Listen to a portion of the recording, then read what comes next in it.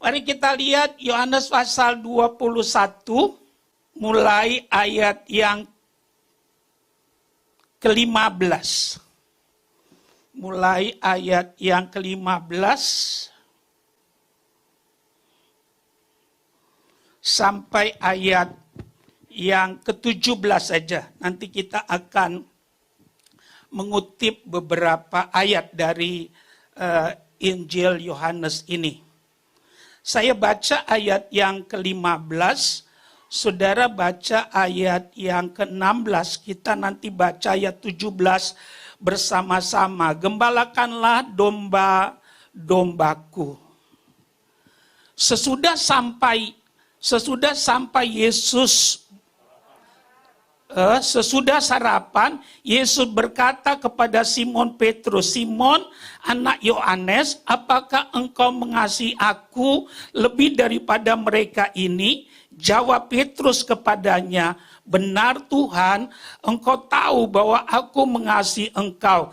Kata Yesus kepadanya, "Gembalakanlah domba-dombaku." 16. Kata Yesus pula kepadanya untuk kedua kalinya, "Simon anak Yohanes, apakah engkau mengasihi aku?" Jawab Petrus kepadanya, "Benar Tuhan, engkau tahu bahwa aku mengasihi engkau." Kata Yesus kepadanya, "Gembalakanlah domba-dombaku." Ayat 17 kita baca bersama-sama, 3 ya.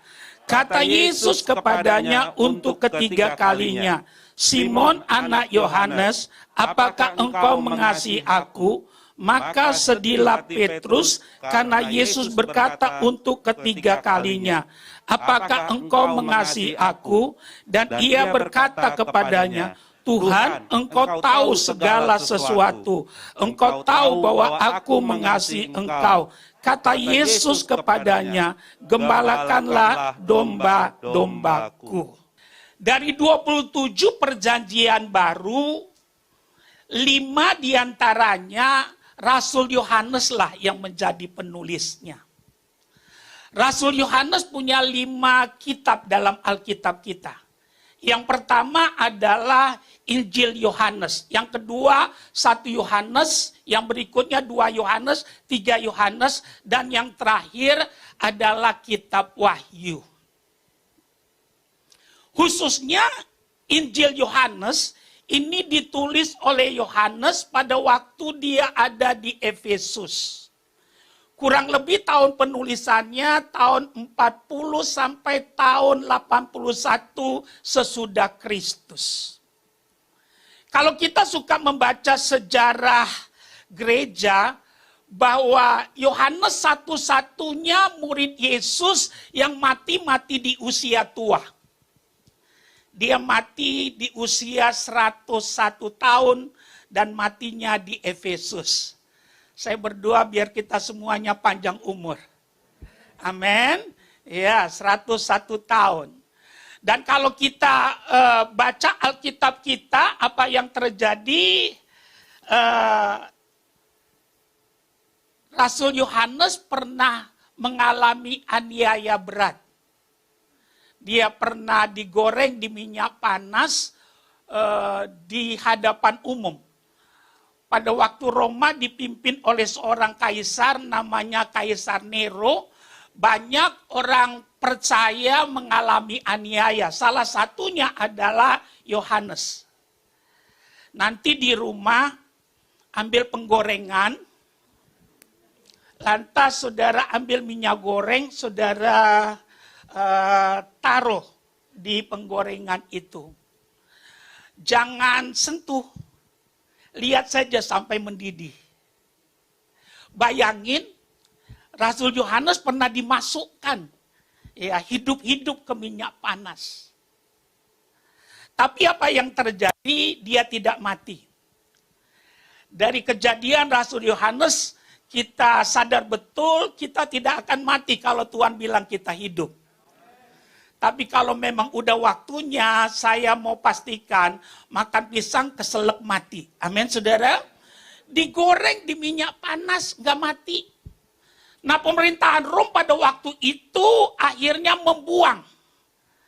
Ya, Rasul Yohanes ke satu pulau namanya Pulau Patmos. Pulau Patmos adalah satu pulau di gugusan lautan Egea. Perbatasan antara Yunani dengan Turki.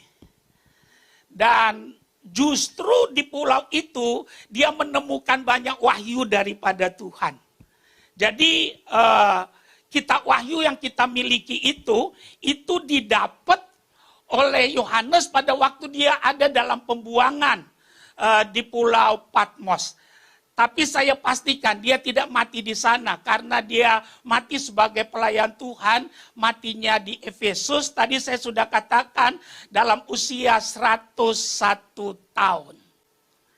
Nah, kita mau menggali tentang recovery process. Saya yang paling tinggi, amin. Ini Yesus mati. Yesus mati dong. Ayo gitu.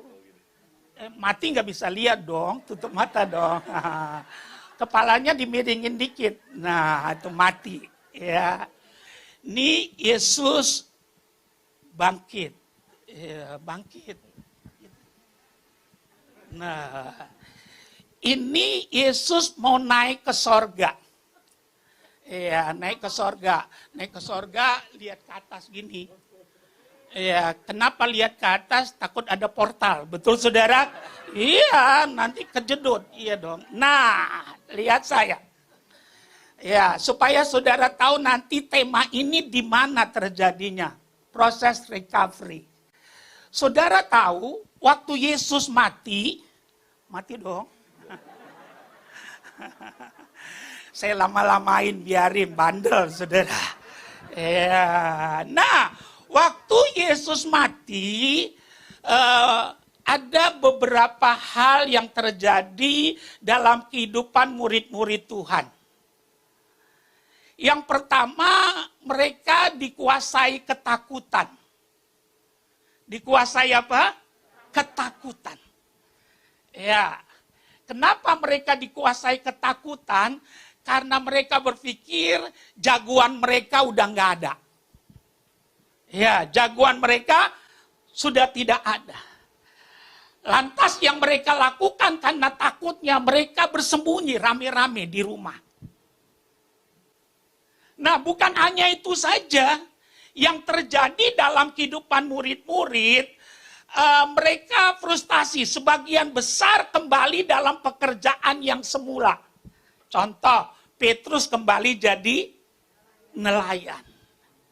Ya. Nah, yang ketiga yang terjadi, mati dong. Yang terjadi dalam kehidupan murid, mereka lupa semua apa yang Tuhan pernah firmankan. Saya ulangi, kenapa nanti perlu ada proses recovery. Mereka lupa apa yang Tuhan sudah ngomong kepada mereka. Ucapkan sama-sama, waktu kita punya masalah, seringkali kita lupa akan firman. Iya atau iya? Iya, kita pikir masalah kita lebih besar daripada ya apapun juga. Pokoknya saudara lupa semuanya. Nah, rupanya murid-murid juga begitu, semuanya lupa. Yesus sudah bilang dia akan bangkit. Yesus sudah bilang nanti ketemu di Galilea. Lupa semuanya. Yesus mati. Yesus bangkit. Ya, Yesus mau naik ke sorga. Ini anak baik, betul? Kalau saya lihat ini juga udah baik, betul? Nah, lihat. Ini tenggang waktu ini, Yesus waktu dia bangkit, dia tidak langsung naik ke sorga. Lihat saya. Ini 40 hari nih. 40 hari. Berapa hari? 40 hari. Ya. Jadi waktu Yesus bangkit, dia tidak langsung naik ke sorga. Tidak. Ya. Dia ada 40 hari di dalam dunia. Ya, apakah itu kebetulan? Tidak. Kenapa dia nggak langsung naik? Itu yang saya mau jelaskan. Ada recovery process. Ya, dia mau pulihkan dulu kehidupan murid-murid, baru dia nanti naik ke sorga. Dia pulihkan. Tadi saya katakan ada masalah dalam kehidupan murid-murid. Ketakutan, sembunyi. Ya, sembunyi. Saya mau katakan, ada yang kembali dalam pekerjaan semula. Kenapa? Karena mereka berpikir, udahlah. Karena mereka berpikir selama ini, Yesus itu kerajaannya kerajaan dunia. Ya, Petrus berpikir, udahlah. Ya, udah habis harapan. Dia kembali jadi nelayan. Dan saya mau katakan lupa semua apa yang disampaikan oleh Yesus. Karena itu Yesus tidak langsung naik ke sorga. Dia pulihkan kembali kehidupan murid-murid, baru dia naik ke sorga. Ini namanya recovery process di sini. Ya. Ini namanya recovery process. Nah, ada 4 hal yang saya mau sampaikan tentang recovery process ini, proses pemulihan ini. Yang pertama, saudara, yang saya mau tekankan buat kita, bahwa Tuhan adalah Tuhan yang mengerti. Ucapkan sama-sama, Tuhan adalah Tuhan yang mengerti. Iya, saya nggak tahu masalahmu apa. Tapi saya mau katakan Tuhan adalah Tuhan yang mengerti. Ya, Tuhan adalah Tuhan yang mengerti. Dia tahu keadaan suamimu sekarang. Dia tahu keadaan rumah tanggamu sekarang. Dia tahu keadaan perusahaanmu sekarang. Dia mengerti. Apakah Tuhan Yesus tidak bisa langsung naik ke sorga? Bisa. Tapi karena dia mengerti, dia tidak langsung naik ke sorga. Amin. Iya, dia mengerti. Haleluya. Nah, kalau itu kebenarannya, saya mau katakan, sekali Yesus tetap Yesus. Amin. Iya, dia mengerti. Haleluya. Kalau kita mengerti akan kebenaran ini dalam hidup kita, saya mau katakan, saudara dan saya adalah orang yang paling berbahagia, karena saudara akan melihat janjinya akan digenapkan dalam kehidupan kita. Banyak kali ibu-ibu mau ngomong, nggak tahu kepada siapa dia harus ngomong. Ya. Dia mau ngomong sama suami, dia coba ambil waktu, suaminya bilang begini, udah kalau mau ngomong cepet aja. Dasar perempuan suka ngomong gitu saudara. Belum ngomong udah disuruh cepet gitu saudara. Ya, akhirnya dipendem. Kalau dipendem 1 hari sih nggak apa-apa, tapi kalau berbulan-bulan, saya mau katakan, nanti saudara lihat ada benjol di sini, ada benjol di sini, ada benjol di sini, ada benjol di sini. Tapi saya mau katakan bahwa Tuhanmu dan Tuhanku, dia Tuhan yang mengerti. Ya, Tuhanmu dan Tuhanku adalah Tuhan yang mengerti. Lihat nih keberadaan murid, dia tahu keadaan murid, dia mengerti. Haleluya. Oleh karena itu dia nggak cepat-cepat naik ke sorga. Tidak.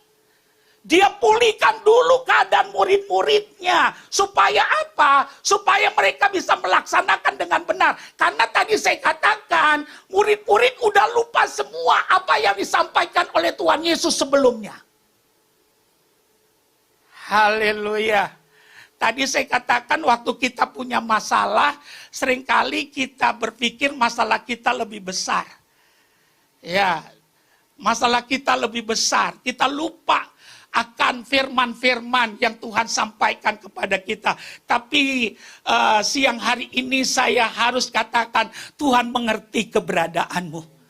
Ya, saya pastikan, dikala engkau mengerti akan kebenaran ini, dikala masalah ada, engkau tidak datang kemana-mana, tapi engkau akan tetap di dalam Tuhan. Dan kalau itu saudara dan saya lakukan, tinggal tunggu waktu, dia akan membuat segala sesuatu menjadi indah tepat pada waktunya. Ya, Tuhan mengerti keadaanmu. Mungkin suamimu kerjanya mabok. Mungkin anakmu kerjanya mabok. Saya mau katakan Tuhan mengerti. Jangan cari kemana-mana, tetap di dalam Tuhan. Dan Tuhan punya waktu. Dikala saudara dan saya mau memanggil namanya, engkau akan melihat janjinya akan digenapkan dalam kehidupan kita. Apapun masalahmu, Yesus berkata, marilah kepadaku hai kamu yang letih, lesu, dan beban berat. Dia akan memberikan kelegaan kepadamu. Saya kadang-kadang waktu baca Alkitab, akhirnya saya semakin kagum kepada Tuhan. Seringkali sebelum Tuhan menjawab, Tuhan pulihkan dulu kehidupan kita. Sebelum dia menjawab doamu, dia mau berurusan dulu dengan kita. Cara berpikir kita berbeda dengan Tuhan. Kita maunya dijawab dulu. Begitu saudara. Kita maunya dijawab dulu. Tapi cara kerja Tuhan berbeda dengan kita. Ya, Tuhan mau memulihkan dulu. Saya tidak tahu keadaanmu bagaimana. Ya mungkin ada yang di PHK. Tuhan mengerti keadaanmu. Ya, mungkin saudara tadinya pengen kawin, ya tapi tiba-tiba ada COVID, batal semuanya. Saya mau katakan, Tuhan mengerti keadaanmu. Saya mau pastikan, tidak ada rencana Tuhan yang gagal atas kita. Engkau akan melihat yang tidak mungkin akan menjadi mungkin. Asalkan saudara tidak mengeraskan hati, dan engkau tetap mau mentaati apa yang dia katakan. Karena tidak ada rencananya yang gagal atas kita. Saudara pernah nggak dikhianati? Halo? Pernah dikhianati? Yesus dikhianati. Yang mengkhianatinya bukan siapa-siapa, murid kesayangannya. Murid kesayangannya. Dan saya mau katakan, ya Tuhan Yesus tidak gengsi. Dia yang duluan bicara kepada Petrus. Dia mengerti keadaan Petrus. Saya mau katakan, Alkitab katakan, sumbu yang berasap tidak akan dipadamkan. Ya, dia Tuhan yang baik. Selalu ada kesempatan kedua yang Tuhan berikan kepada kita. Kalau kita bisa menangkap ini, saya percaya saudara dan saya akan tetap bersemangat di dalam kehidupan ini. Yang kedua, yang saya mau tekankan buat kita, Tuhan bukan hanya mengerti, tapi Tuhan peduli. Tuhan apa? Peduli, bukan hanya mengerti, tapi Tuhan peduli. Saudara bayangkan, orang udah ketemu Yesus dikubur. Ya, mereka datang ke murid-murid memberitahukan bahwa Yesus itu udah bangkit. Saudara tahu, murid Tuhan yang bernama Thomas, ya, saya nggak tahu kenapa dikasih Thomas. Ya, murid Tuhan yang bernama Thomas, dia bilang begini, aku nggak percaya sebelum aku mencucukkan tanganku ke tempat bekas paku yang dialami oleh Yesus. Saudara tahu, Tuhan peduli, Tuhan datengin. Tuhan datangi Thomas bersama dengan murid-murid. Lihat saya, ini Yesus bangkit, ini Yesus mau naik ke sorga. Saudara tahu, Yesus menampakkan diri secara fisik sebelum naik ke sorga itu 11 kali. Berapa kali? 11 kali. 6 kali secara visual. Jadi totalnya ada 17 kali. Yesus bangkit. Dia naik ke sorga. 6 kali ya, secara visual. 11 kali secara fisik. Termasuk kepada Thomas secara fisik dia menyatakan dirinya. Dia peduli. Padahal apa yang terjadi terjadi. Thomas dan murid-murid yang lain, dia tahu betul apa yang Tuhan katakan sebelumnya, bahwa Tuhan akan bangkit. Bahkan Tuhan berjanji akan ketemu di Danau Galilea. Tapi lupa segalanya. Tapi Tuhan peduli. Hari ini saya mau katakan, Tuhan yang sama, Dia peduli atas saudara dan saya. Ya, mungkin engkau berkata, hari ini hari terakhir saya datang ke gereja. Besok saya tidak tahu, mau mati-matilah. Tapi saya harus katakan, Tuhan peduli atas dirimu. Jangan salah jalan. Saya mau katakan, orang sakitlah yang memerlukan tabib, orang berdosalah yang memerlukan juru selamat. Dia peduli akan engkau. Saya tidak persoalkan betapa jahatnya hidupmu, saya tidak persoalkan berapa banyak dosa yang kau lakukan. Tuhan tahu apa yang harus Dia kerjakan supaya hidupmu menjadi indah kembali. Ikutin apa yang saya katakan, lembaran hitam tidak harus diakhiri dengan kekelaman. Karena Tuhan pelukis yang agung. Amin. Iya, satu kali saya lihat pameran lukisan. Ya, saya lihat seorang maestro, dia mulai melukis. Saya cuma lihat satu kanvas dia kepretin pakai cat hitam. Saya pikir ada apa? Bisa apa dengan cat hitam yang dikepretin di kanvas itu? Terus saya pergi. 1 jam kemudian saya kembali. Saya lihat saudara, di kanvas yang tadinya cuma percikan cat hitam, saya lihat ada lukisan yang indah. Ya, di kanvas itu. Saya mau katakan, Tuhan tahu betul apa yang harus Dia buat supaya rumah tanggamu, supaya hidupmu, supaya pekerjaanmu menjadi bagus kembali. Saya pastikan Dia bukan hanya mengerti, tapi Dia peduli. Dia peduli dengan keadaan daripada Thomas. Dia datang menunjukkan supaya Thomas mencucukkan tangannya ke lubang paku yang Tuhan Yesus alami pada waktu Dia disalib. Tuhan peduli buat kita. Kalau kita mengerti kebenaran ini, saya percaya kita tidak akan menyimpang ke kiri dan ke kanan. Walaupun ada masalah. Karena kita tahu siapa Tuhan yang kita percaya. Tuhan yang kita percaya, Tuhan yang hidup, yang tidak mungkin ingkar janji kepada kita. Mungkin kau berkata, saya nanti habis ini, saya mau pulang, saya mau mati. Saya mau katakan, jangan lakukan itu. Dia peduli buat engkau. Apapun masalahmu, apapun bebanmu. Memang kalau kita mau jujur, kita hidup dalam situasi yang berat pada hari-hari ini. Saya mau katakan, coba saudara lihat. Ya, sumbu dari banyak orang sekarang pendek, gampang marah. Saya mau khotbah tuh di hotel di situ tuh. Di dekat sini tuh, di ujung sana. Di Citraland, pagi-pagi. Terus saya bawa mobil sendiri.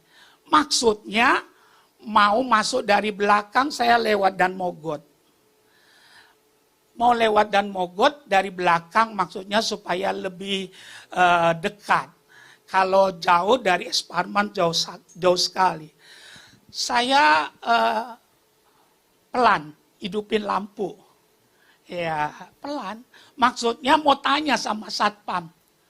Mau tanya, apakah pintu udah dibuka atau belum? Pelan jalannya, masih pagi. Saya tanya satpam, udah buka atau belum? Saudara tahu, di belakang saya ada sepeda motor, dia maki-maki. Dia ngomong jorok.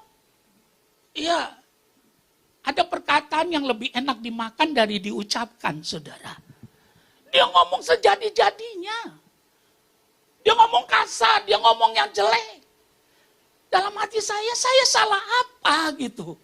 Orang jalan masih sepi, dia bisa dari sebelah. Ya, lagi juga bukan hanya itu. Saudara tahu saya pakai lampu. Dia nggak tahu kita orang Batak bisa gigit meja gitu, saudara. Dia nggak tahu kita orang Batak bisa gigit meja. Lagi juga kan tempat itu dekat dengan grogol. Amin, saudara. Iya. Saya berpikir, Tuhan, tolong Tuhan. Tolong Tuhan. Bayangin ngomongnya tuh nggak enak. Kalau orang ngomongin kita nggak denger, itu sih ya mudah. Betul saudara. Tapi kalau saudara dengar orang ngomong yang enggak buat saudara, saya mau katakan, rasanya itu hanya anugerah yang bisa membuat kita kuat. Untung saya masih kuat. Coba saya ambil linggis gitu saudara. Saya turun gitu saudara. Ya saya percaya besok akan keluar di pos kota. Pendeta berantem bawa linggis gitu saudara. Yang saya mau katakan, sumbu orang sekarang pendek. Kenapa? Karena tekanan, persoalan, masalah. Saya mau katakan, ya kalau kita mengerti akan hal ini dan kita mau melakukan apa yang Tuhan katakan, justru saudara dan saya akan menjadi kesaksian dan kita akan menjadi berkat. Coba kita lihat yang kedua itu, ya Yohanes 21-nya ayat yang ke 16-nya. Perhatikan, kata Yesus pula kepadanya untuk kedua kalinya, Simon anak Yohanes, apakah engkau mengasihi aku? Jawab Petrus kepadanya, benar Tuhan, engkau tahu bahwa aku mengasihi engkau. Kata Yesus kepadanya, gembalakanlah domba-dombaku. Itu yang kedua. Tadi saya katakan yang pertama Tuhan mengerti, tapi yang kedua Tuhan peduli. Saya tidak tahu keadaan kita, tapi yang saya tahu Tuhan peduli. Seperti dia datang kepada Thomas untuk menunjukkan tangannya yang berlubang paku itu. Supaya Thomas ya tidak ragu lagi. Saya mau katakan, demikian juga Tuhan ya akan datang menolong kehidupanmu. Supaya kita merdeka daripada keraguan-raguan dalam kehidupan kita. Saudara tahu disitulah keluar ayat yang berkata, berbahagialah mereka yang tidak melihat namun percaya. Berbahagialah mereka yang ya, tidak melihat namun percaya. Karena hidup kita bukan karena melihat, tapi karena percaya. Haleluya. Saya dorong kita, apapun masalahmu, jangan bawa pulang karena Tuhan peduli kita.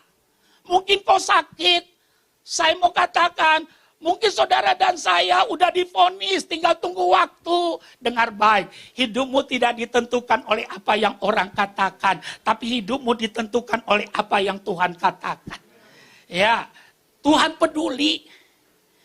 Kalau ini ada dalam kehidupan kita, saya percaya engkau orang yang paling berbahagia akan mengalami janji-janji Tuhan dalam kehidupan kita.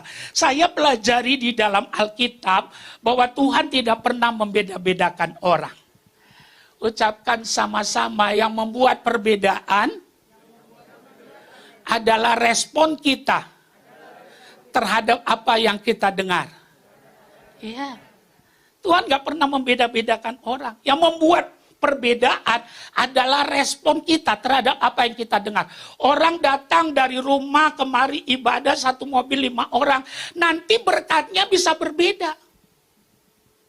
Bukan Tuhan yang membuat perbedaan itu. Tapi sikap hati kita, respon kita yang menentukan apa yang kita dapat. Ada orang datang baru saja dia masuk ke ruangan, dia duduk. Langsung dia ngomel, ini bangkunya keras amat ya.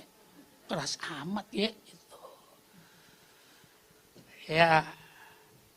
Ada orang lagi saudara, dia datang. Dia bilang, ih AC-nya dingin amat gitu saudara. Tapi ada orang saudara, dia dengar firman, dia catat, dia amenkan. Kalau yang satu ditolong Tuhan, yang satu disembuhkan Tuhan, tapi yang satu tidak dapat apa-apa, bukan Tuhan pilih kasih. Haleluya.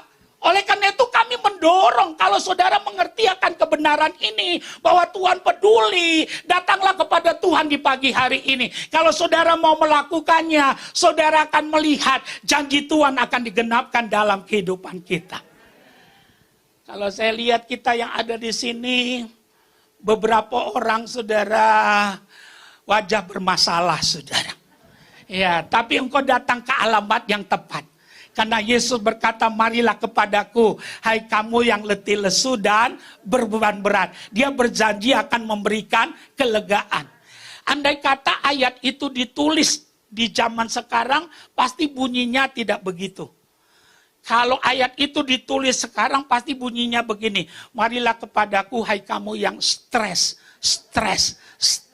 Itu saudara. Alkitab katakan, marilah kepadaku, hai kamu yang letih, lesu, dan berbeban berat. Saya mau katakan, apa itu namanya stres? Tapi saya percaya, Tuhan bisa merubah padang gurun menjadi taman Eden.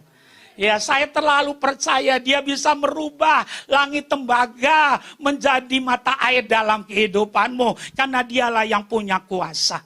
Karena itu di siang hari ini saya mau katakan, jangan keraskan hatimu, tapi responi apa yang Tuhan katakan, datang kepada Tuhan. Kalau itu yang kita lakukan, engkau akan melihat janjinya akan digenapkan dalam kehidupan kita.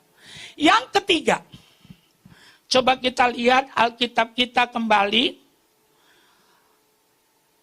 Ayat 17 dikatakan, kata Yesus kepadanya untuk ketiga kalinya, Simon anak Yohanes, apakah engkau mengasihi aku? Maka sedihlah hati Petrus karena Yesus berkata untuk ketiga kalinya, apakah engkau mengasihi aku? Dan ia berkata kepadanya, Tuhan, engkau tahu segala sesuatu, engkau tahu bahwa aku mengasihi engkau. Kata Yesus kepadanya, gembalakanlah domba-dombaku. Tadi saya katakan yang pertama Allah mengerti. Yang kedua Allah peduli.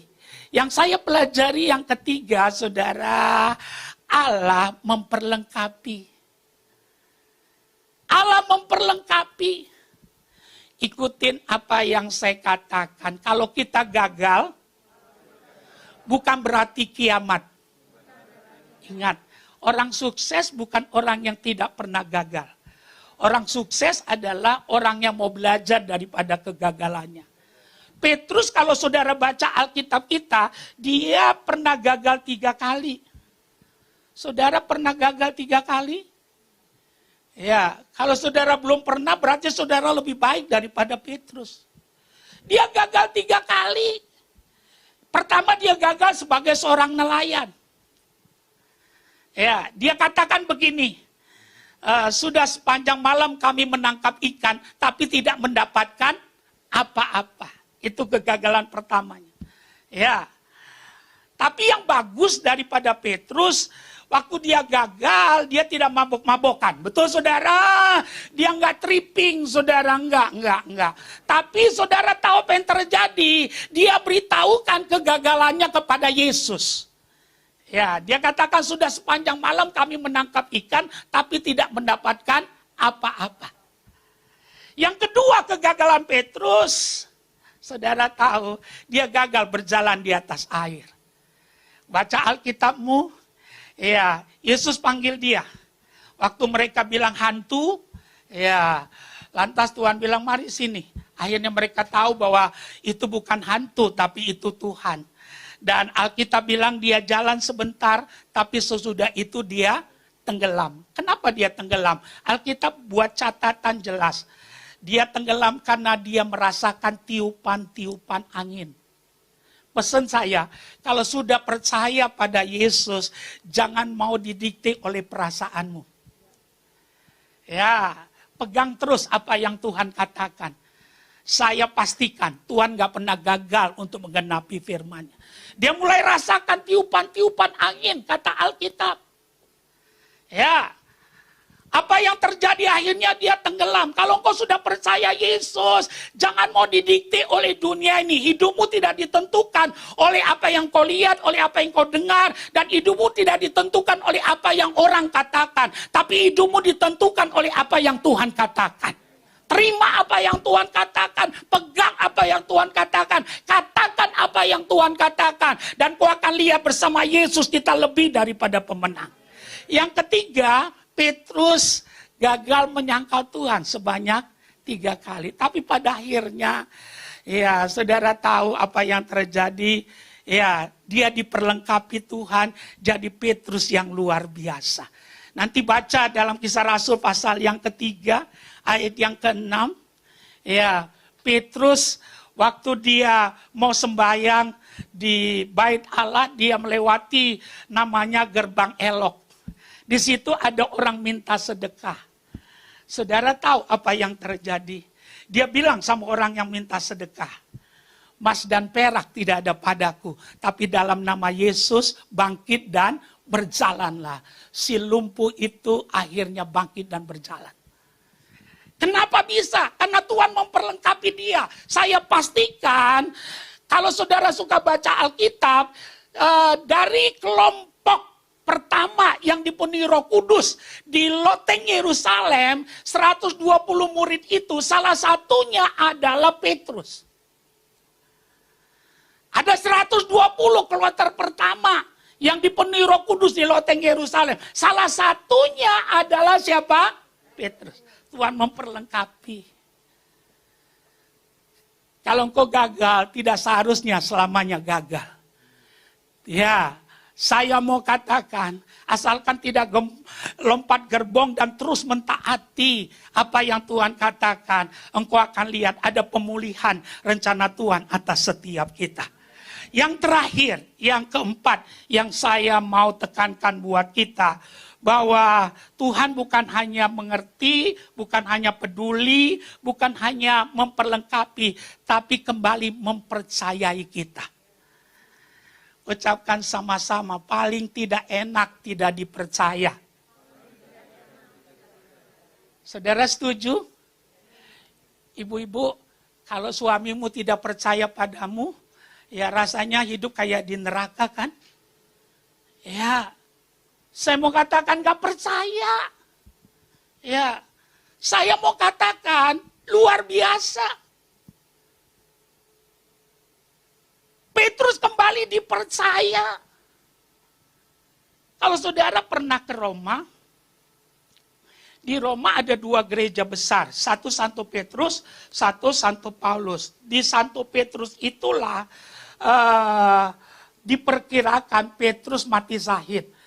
Petrus mati syahidnya saudara, dia disalib, kepalanya di bawah, kakinya di atas. Ya. Saudara tahu apa yang terjadi, si gagal itu yang 3 kali gagal, akhirnya jadi pemberi bukti tentang ketuhanan Yesus. Dia berhasil mendemonstrasikan kuasa Allah.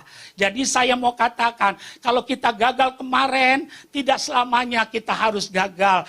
Besok tidak harus gagal. Asalkan saudara mau dengar-dengaran, mau mentaati apa yang Tuhan katakan, dia akan mempercayai kita kembali. Petrus kembali dipercaya menjadi rasul yang besar. Kalau saudara dan saya bisa nangkep ini, tidak ada lagi masa depan suram bagi kita yang percaya pada Yesus. Tapi yang ada hari depan yang penuh harapan. Saya tidak tahu keadaanmu, saya tidak mau tahu keadaan rumah tanggamu. Tapi yang saya tahu, Tuhan sanggup memulihkan keadaanmu dan rumah tanggamu. Lembaran hitam tidak harus diakhiri dengan kekelaman. Percayalah, dia pelukis yang agung.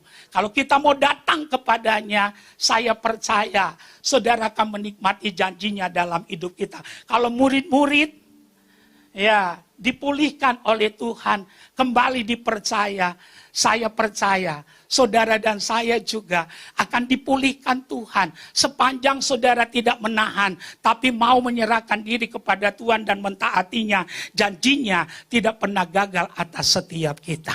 Saya simpulkan firman Tuhan untuk kita di siang hari ini. Recovery proses. Ingat, murid-murid Tuhan waktu Yesus mati, mereka frustasi, mereka takut, mereka sembunyi, mereka kembali dalam pekerjaan yang lama. Bahkan apa yang terjadi, ya, daripada mereka yang ada pada waktu itu, mereka lupa semua firman-firman yang diucapkan oleh Tuhan. Tapi apa yang terjadi, Tuhan memulihkan mereka. Saya pastikan, kalau engkau dengar firman ini, hal yang sama Tuhan akan lakukan buat setiap kita. Kadang-kadang Tuhan belum menjawab pergumulan kita, bukan Dia tidak mau menjawab, tapi Dia mau berurusan dulu dengan kita. Dia mau memulihkan kita, sehingga pada akhirnya waktu engkau mendapat jawaban, akhirnya kita boleh memuliakan Tuhan sepanjang kita hidup, dan kerajaannya ditegakkan melalui kehidupan kita. Tuhan Yesus memberkati. Haleluya. Amin.